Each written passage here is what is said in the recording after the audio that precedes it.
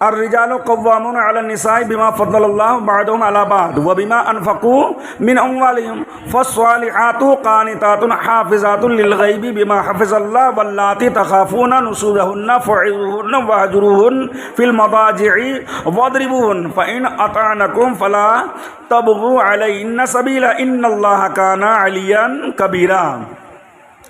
مرد افسر ہے عورتوں پر، مرد افسر ہیں، گارجن افسر ہیں عورتوں پر، اس لیے کہ اللہ نے ان میں ایک کو دوسرے پر فضیلت دی۔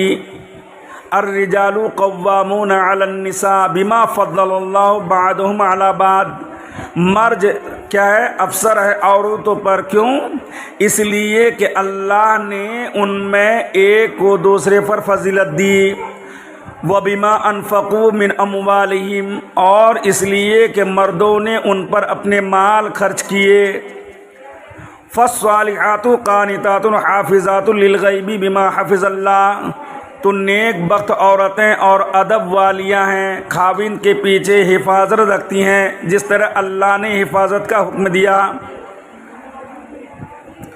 اور جن عورتوں کی نافرمانی کا تمہیں اندیشہ ہو تو انہیں سمجھاؤ اور ان سے الگ سو اور انہیں مارو، پھر اگر وہ تمہارے حکم میں آ جائیں تو ان پر زیادتی کی کوئی راہ نہ چاہو، بے شک اللہ بلند بڑا ہے۔ الرجال قوامون علی النساء، مرد عورتوں پر نگہبان ہیں۔ عورت کی ضروریات، اس کی حفاظت، اسے ادب سکھانے اور دیگر کئی امور میں مرد کو عورت پر تسلط حاصل ہے، گویا کہ عورت رعایا اور مرد بادشاہ، اس لیے عورت پر مرد کی اطاعت لازم ہے۔ اس سے ایک بات یہ بھی واضح ہو گئی کہ میاں بیوی کے حقوق ایک جیسے نہیں، بلکہ مرد کے حقوق عورت سے زیادہ ہیں، اور ایسا ہونا عورت کے ساتھ ناانصافی یا ظلم نہیں بلکہ عین انصاف اور حکمت کے تقاضے کے مطابق ہے۔ کیوں یہ آیت کریمہ آخر نازل کیوں کی گئی؟ تو حضرت سعد ابن ربیع رضی اللہ تعالیٰ عنہ نے اپنی بیوی حبیبہ کو کسی خطا پر ایک تماچا مارا۔ کون؟ حضرت سعد نے۔ حضرت سعد بن ربیع نے اپنی بیوی حبیبہ کو کسی وجہ سے ایک تماچا مارا جس سے ان کے چہرے پر نشان پڑ گیا۔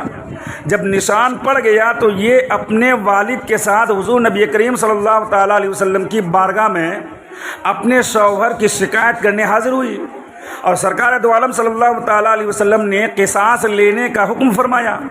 تب یہ آیت کریمہ نازل ہوئی تو آپ صلی اللہ تعالیٰ علیہ وسلم نے قصاص لینے سے منع فرما دیا اور کہہ دیا کہ مرد اپنی عورت پر حاکم ہے، مار سکتا ہے۔ اگر عورت بدچلن ہو، عورت اگر مرد کی بات نہیں سنتی ہو تو اللہ تعالیٰ نے مرد کو عورت پر حاکم بنایا۔ تو جب یہ شکایت پہنچی اور آیت کریمہ نازل ہوئی تو اللہ کے رسول صلی اللہ تعالیٰ علیہ وسلم نے قصاص لینے سے منع فرما دیا۔ لیکن یاد رہے کہ عورت کو ایسا مارنا کیا ہے؟ ناجائز ہے، اس طریقے سے نہیں مارنا چاہیے۔ گال میں یا چہرے پر مارا اور اس میں داغ آ گیا، نشان پڑ گیا، تو یاد رہے اس طریقے سے نہیں مارنا چاہیے۔ لیکن عورت بھی تو عورت ہے نا، عورت تو بالکل اگر ایک سال تک کپڑے کے اوپر کپڑے اور کیا نہیں پتہ ہے جو کاسمیٹک کا سامان ہے وہ سب لا کر دیتے رہے، کپڑے پہ اوپر کپڑے دیے، کھانے کی پینے کی چیز گھمانے لے جاؤ تو اور اچھا ہے۔ اب کیا ہوا، ایک دن گھومنے کے لیے جانا چاہیے اور اگر لے کے نہیں گئے تو پورے کے پورے سب اگل دیے، تم نے میرے لیے کیا کیا ہے؟ اب تک شادی ہونے کا 1 سال ہو گیا، تم نے میرے لیے کچھ نہیں کیے، تم نے مجھ کو دیا کیا ہے؟ یعنی کہ ایک ہی دن میں پورے کے پورے سب ختم۔ تو عورتوں کا بھی قصور ہے، ایسا نہیں ہے کہ عورت کا قصور نہیں ہے، صرف مرد کا ہی ہے۔ مرد تو ایک اگر قصور کرتا تو عورتیں 10 قصور کرتی ہیں۔ تو عورت کو بھی سمجھنا چاہیے.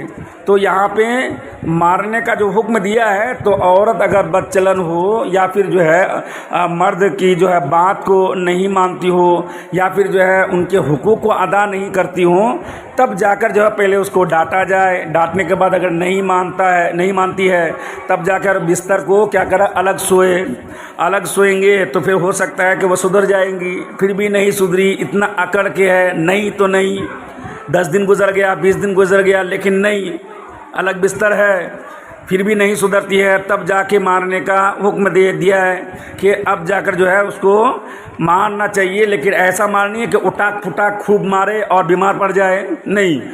مارنے کے حساب بھی ہے, ایک جو ہے اس کا حد بھی ہے اور ایک طریقہ بھی ہے.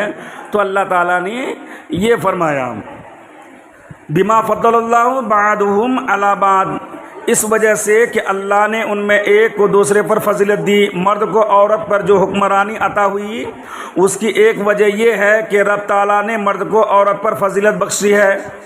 مرد کے عورت سے افضل ہونے کی بہت ساری وجوہات ہیں, ایک ہی وجہ نہیں ہے کہ وہ جو ہے عورت کا شوہر ہے اس لیے جو ہے ان کو جو ہے مرتبہ عطا ہوا, نہیں. بہت ساری وجوہات ہیں. مرد کے عورت سے افضل ہونے کی وجوہات بہت سارے ہیں. ان میں سے کیا ہے کہ اس میں کوئی شک نہیں ہے کہ مرد عقل اور علم میں عورت سے کیا ہوتا ہے, زیادہ ہوتا ہے. اگرچہ بعض جگہ عورتیں بڑھ جاتی ہیں لیکن مجموعی طور پر اگر دیکھا جائے تو بھی جو ہے پوری دنیا پر نگاہ ڈالیں تو عقل کے امور مردوں ہی کے سپرد ہوتے ہیں. یوں ہی مشکل ترین اعمال سر انجام دینے پر انہیں قدرت حاصل ہے. یہی وجہ ہے کہ مرد عقل و دانائی جو ہے کیا نام کہتا ہے وہ سمجھ میں اور قوت میں عورتوں سے فوقیت رکھتے ہیں. اور مزید یہ بھی کہ جتنے بھی انبیاء خلفاء اور ائمہ ہوئے سب مرد ہی تھے. گھر جو ہے کیا نام کہتا ہے سواری وغیرہ یا تیر اندازی یا پھر گھوڑے سوار یا تیر اندازی اور جہاد مرد ہی کرتے ہیں. امامت کبریٰ یعنی کہ حکومت و سلطنت اور امامت صغریٰ یعنی نماز کی امامت, یوں ہی اذان, خطبہ, حدود و قصاص میں گواہی بالاتفاق مردوں کے ذمہ ہے. نکاح, طلاق, رجوع اور بیک وقت ایک سے زیادہ شادیاں کرنے کا حق مرد کے جو ہے پاس ہے اور نسب مردوں ہی کی طرف منسوب ہوتے ہیں, عورتوں کی طرف نہیں ہے. تو یہ سب قرائن, یہ سب قرینہ مرد کے عورت سے افضل ہونے پر دلالت کرتی ہیں. مردوں کی عورتوں پر حکمرانی کی دوسری وجہ یہ بھی ہے کہ مرد عورتوں پر مہر اور نان و نفقہ کی صورت میں اپنا مال خرچ کرتے ہیں, اس لیے ان پر حاکم ہیں. اور خیال ہے کہ مجموعی طور پر جن سے مرد اور جن سے عورت سے افضل ہے, نہ کہ ہر مرد ہر عورت سے افضل. بعض عورتیں علم اور دانائی میں کئی مردوں سے زیادہ ہیں, جیسے ام المؤمنین حضرت عائشہ صدیقہ رضی اللہ تعالی عنہا. ہم جیسے لاکھوں مرد ان کے نالے ان کے خاک کے برابر نہیں ہیں. چاہے کتنوں ہم جیسے جو ہے لاکھ عالم ہو جائے, لاکھ مرد ہو جائے, لیکن حضرت عائشہ صدیقہ رضی اللہ تعالی عنہا کی جوتی کے جو ہے ان کے جو ہے دھول کے برابر ہم لوگ نہیں ہیں. تو یہاں پر جو ہے جو مرتبہ دیا گیا ہے تو ہر ایک پر نہیں ہے. بعض عورتیں ایسی ہیں جو مرد سے افضل ہیں. یوں ہی جو ہے صحابہ ہیں, جو صحابیاں ہیں وہ عورتیں غیر صحابی بڑے بڑے بزرگ سے جو ہے افضل ہیں. اس کے بعد اللہ تعالیٰ نے آگے فرمایا فالصالحات, نیک عورتیں, نیک اور پارسا عورتوں کے اوصاف بیان فرمائے جا رہے ہیں کہ جب ان کے شوہر موجود ہوں تو ان کی اطاعت کرتی اور ان کے حقوق کی ادائیگی میں مصروف رہتی اور شوہر کی نافرمانی سے بچتی ہیں, اور جب موجود نہ ہوں تو اللہ تعالیٰ کے فضل سے ان کے مال اور عزت کی حفاظت کرتی ہیں. تو نیک بیوی کے اوصاف اور ان کے جو ہے فضائل بہت ہیں. کثیر احادیث کریمہ اللہ کے رسول صلی اللہ تعالیٰ علیہ وسلم نے اس کے بارے میں, نیک عورتوں کے بارے میں اللہ کے رسول نے بتایا ہے. تو اس آیت کریمہ میں جو یہاں پہ بتایا گیا کیا کہ اللہ کے رسول صلی اللہ تعالیٰ علیہ وسلم نے جو فرما دیا ہے کہ الرجال قوامون علی النساء بما فضل اللہ بعضهم علی بعض وبما انفقوا من اموالهم فالصالحات قانتات حافظات للغیب بما حفظ اللہ واللاتی تخافون نشوزهن فعظوهن واہجروهن فی المضاجع واضربوهن فإن اطعنا فلا تبغوا علیہن سبیلا ان اللہ کان علیٰ کبیرہ۔ تو فالصالحات نیک عورت کے بارے میں جو ذکر کیا گیا ہے، تو نیک عورتوں کے تعلق سے اللہ کے رسول صلی اللہ تعالیٰ علیہ وسلم نے فرمایا، حضرت ابو امامہ رضی اللہ تعالیٰ عنہ سے روایت ہے، حضور نبی کریم صلی اللہ تعالیٰ علیہ وسلم نے ارشاد فرمایا، تقوی کے بعد مومن کے لیے نیک بیوی سے بہتر کوئی چیز نہیں ہے۔ اللہ کے رسول نے کیا فرمایا؟ تقوی کے بعد مومن کے لیے، ایمان والے کے لیے، مسلمان کے لیے نیک بیوی سے بہتر کوئی چیز نہیں ہے کہ اگر وہ اسے حکم دے تو وہ اطاعت کرے، اور اگر اسے دیکھے تو خوش کر دے، اور اس پر قسم کھا بیٹھے تو قسم سچی کر دے، اور کہیں جو ہے اگر چلا جائے تو اپنے نفس اور شوہر کے مال میں کیا کرے؟ بھلائی کرے۔ حضرت عبداللہ ابن عباس رضی اللہ تعالیٰ عنہما سے بھی روایت ہے، رسول کریم صلی اللہ تعالیٰ علیہ وسلم نے ارشاد فرمایا، جسے 4 چیزیں ملی، جس انسان کو 4 چیزیں حاصل ہوئی، اسے دنیا و آخرت کی بھلائی مل گئی۔ اب 4 چیزوں میں کیا کیا ہے؟ شکر گزار دل، یعنی ایسا دل اللہ تعالیٰ نے بنایا ہے کہ چاہے وہ جو ہے مصیبت میں ہو، پریشانی میں ہو، یا پھر کسی چیز میں مبتلا ہو، لیکن ہر وقت ان کا دل اگر جو ہے اللہ تعالیٰ کا شکر ادا کرتا ہے، تو اللہ کے رسول صلی اللہ تعالیٰ علیہ وسلم فرماتے ہیں کہ 4 چیزیں جن کو مل گئی، دنیا و آخرت کی بھلائی مل گئی۔ تو ایک پہلا کیا ہے؟ شکر گزار، شکر کرنے والا دل، اور دوسرا کیا ہے؟ یاد خدا کرنے والی زبان، یعنی ہمیشہ اللہ تبارک و تعالیٰ کی جو ہے حمد و ثنا بیان کرنا، تحمید و تحلیل بیان کرنا، اللہ تبارک و تعالیٰ کی وحدانیت کو بیان کرنا، اور جو ہے وغیرہ وغیرہ، یا پھر جو ہے قرآن کی تلاوت وغیرہ کرتے رہے۔ تو دوسری چیز اللہ کے رسول صلی اللہ تعالیٰ علیہ وسلم نے فرمایا کہ یاد خدا کرنے والی زبان، یعنی زبان کو اچھی چیز کا استعمال، اچھی چیزوں میں استعمال کرو، اللہ کی حمد و ثنا میں استعمال کرو، قرآن کی تلاوت میں گزارا کرو، زبان ایسی بناؤ کہ اللہ تبارک و تعالیٰ اس سے راضی ہو جائے۔ اور تیسری چیز یہ ہے کہ مصیبت پر صبر کرنے والا بدن، یعنی کتنوں سی مصیبت آ جائے، پریشانی آ جائے، لیکن اپنے جسم کو جو ہے وہ توانائی میں رکھے کہ اللہ نے جس حال میں بھی رکھا ہے، گرمی آ گئی جب بھی برداشت کرتا، ٹھنڈی آ گئی جب بھی برداشت کرتا، ایسا نہیں ہے کہ گرمی آ گئی جو ہے جسم میں کیا نام ہے پسینہ نکلتا ہے تو اللہ تعالیٰ کے لیے جو ہے غلط الفاظ استعمال کر رہا ہے۔ تو مصیبت پر جو ہے صبر کرنے والا جو بدن ہے، وہ بدن اگر مصیبت کو برداشت کرتا ہے تو اللہ کے رسول فرماتے ہیں کہ اس کو دونوں جہان کی کیا بھلائی مل گئی ہے۔ اور چوتھی چیز کے بارے میں اللہ کے رسول نے فرمایا، ایسی بیوی کہ اپنے نفس اور شوہر کے مال میں گناہ کی متلاشی، یعنی اس میں خیانت کرنے والی نہ ہو، یعنی ہمیشہ شوہر چاہے ظالم ہو، شوہر چاہے جو ہے کیا نام کہتے ہیں جو بھی ہو، یا زبان دراز ہو، تو پھر بھی جو ہے وہ شکر گزار کرنے والی بیوی ہے، صبر کرنے والی بیوی ہے، اور اپنے نفس کو جو ہے کیا نام کہتا ہے قابو کرنے والی ہے، دوسرے کی طرف جو ہے اپنی نگاہ نہیں اٹھاتی ہے۔ تو ایسی بیوی اگر مل گئی تو اللہ کے رسول صلی اللہ تعالیٰ علیہ وسلم نے فرمایا کہ اس انسان کو دونوں جہان کی بھلائی مل گئی، آخرت کی بھلائی مل گئی۔ تو اب چاہیے کہ نکاح ایسی عورت سے کریں کہ جو دنیا و آخرت کے لیے کام میں آئے۔ نکاح کے لیے عورت کے انتخاب کے وقت اس کی دینداری دیکھ لینی چاہیے، دینداری دیکھ لی جائے، اور دین والی ہی کو ترجیح دی جائے۔ جو لوگ عورت کا صرف حسین یا مالداری یا عزت یا منصب جو ہے دیکھتے ہیں، خوبصورت بہت ہے، خوبصورت لے کے کیا کرو گے؟ خوبصورت ہونا اچھی بات ہے، کوئی ضروری نہیں ہے کہ خوبصورت ہو تو وہ اندر سے بھی خوبصورت ہو۔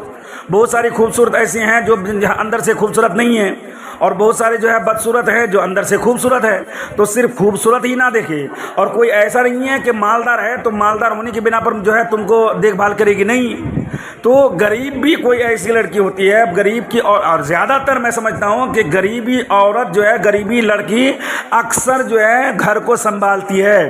جو غریبی لڑکی ہوتی ہے اس سے اگر شادی ہو تو میں سمجھتا، میرے جو ہے حساب سے اور میرے جو ہے تجربہ کے حساب سے میں دیکھتا کہ جو غریب گھرانے کی لڑکی ہوتی ہے وہ سمجھدار ہوتی ہے، گھر کو چلانے والی ہوتی ہے، اپنے شوہر کی خدمت کرنے والی ہوتی ہے اور صبر کرنے والی ہوتی ہے۔ لیکن جو پیسے والی ہوتی ہے وہ تو صرف گھومنا، کل وہاں چلیں گے، پرسوں وہاں چلیں گے، آج ہوٹل میں جانا ہے، آج کھانا نہیں پکانا ہے، مجھ کو جو ہے وہاں سے کھانا رکھ کے دو، ہوٹل سے کھانا کھائیں گے آج، تو یہی سب ہوتا ہے۔ تو اللہ کے رسول صلی اللہ تعالیٰ علیہ وسلم نے فرمایا کہ نکاح کرو ایسی عورت سے جو تمہارے لیے دین اور دنیا یعنی دونوں جہان کے لیے تمہارے لیے بھلائی ہو۔ تو ایسی چیز، ایسی عورت یا ایسی لڑکی کی تلاش ہونی چاہیے، صرف خوبصورتی نہیں ہونی چاہیے۔ حضرت انس رضی اللہ تعالیٰ عنہ سے روایت ہے، سرکار دو عالم صلی اللہ تعالیٰ علیہ وسلم نے ارشاد فرمایا، جو کسی عورت سے اس کی عزت کے سبب نکاح کرے اللہ تعالیٰ اس کی ذلت میں زیادتی کرے گا۔ سمجھ میں آ گئی بات؟ اللہ تعالیٰ کے رسول صلی اللہ تعالیٰ علیہ وسلم نے کیا فرمایا؟ جو کسی عورت سے اس کی عزت کے سبب، اب کوئی لڑکی ودھائک بن گئی ہے یا پھر ایم پی بن گئی ہے، اب ودھائک بن گئی ہے تو اس کی عزت کی بنا پر اگر اسے جو ہے شادی کرتا ہے کہ نہیں وہ جو ہے لڑکی کو بہت عزت ہے، وہ تو جو ہے کلکٹر بنی ہوئی ہے اور بہت عزت ہے اس لیے نکاح کرے، تو اللہ تعالیٰ کے رسول صلی اللہ تعالیٰ علیہ وسلم پیارے نبی فرماتے ہیں کہ اس کے مال کی وجہ سے اگر نکاح کرے یا اس کی عزت کی وجہ سے اگر جو ہے نکاح کرے گا تو اللہ تعالیٰ اس کی ذلت میں زیادتی کرے گا، اور جو کسی عورت سے اس کے مال کی وجہ سے نکاح کرے گا اللہ تعالیٰ اس کی محتاجی کیا کرے گا؟ بڑھا دے گا، اور جو اس کے حسب یعنی خاندانی مرتبے کے سبب نکاح کرے گا تو اللہ تعالیٰ اس کے کمینہ پن میں زیادتی کرے گا۔ چاروں چیز یہاں پہ سامنے آ گئی ہے۔ تو کوئی بھی چیز ہو ہم کو ہر چیز پر غور کرنا چاہیے۔ اب آگے آ جاؤ، واللاتی تخافون نشوزہن، اور جن عورتوں کی نافرمانی کا تمہیں ڈر ہو۔ اس آیت میں نافرمان عورت کی اصلاح